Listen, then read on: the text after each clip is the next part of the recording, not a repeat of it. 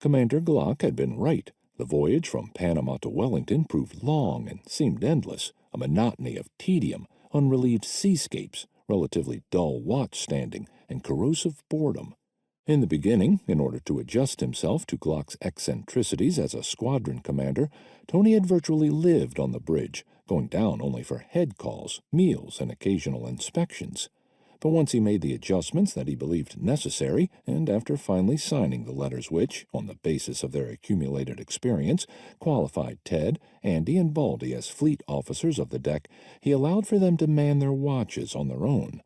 Tony attended to the careful night orders that he wrote out for them each evening, and took to sleeping on the wardroom couch, a captain's sea cabin of sorts, so that he would be only steps from the bridge in case any emergency arose.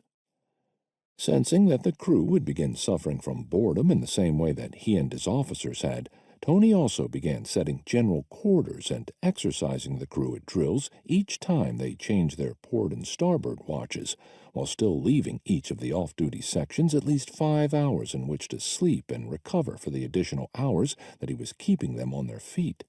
Rick, backing him up, made frequent inspections of the gun crews, the sonar and radio operators, and the watch in the engine room. For those members of the crew who chose not to sleep during the day, aside from normal maintenance work that had to be performed, such things as checkers, cribbage, and gin-rummy tournaments were arranged. To everyone's astonishment, the one thing during the voyage that proved extraordinary turned out to be the sea.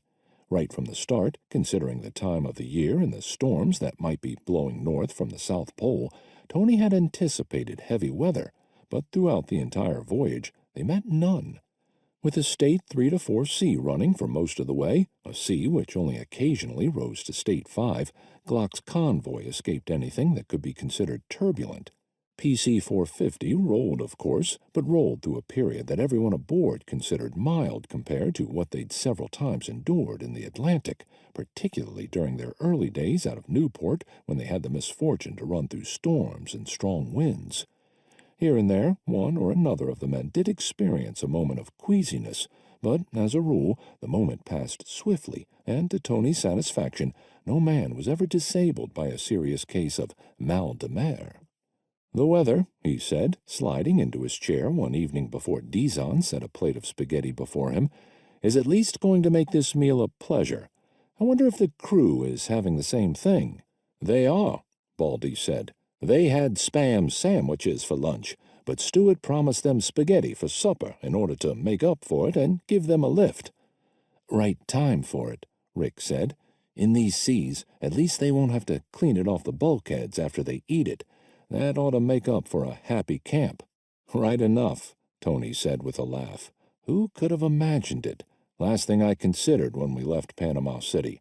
Compared to what we started out with in Newport, these seas are downright placid, and I hope they stay that way."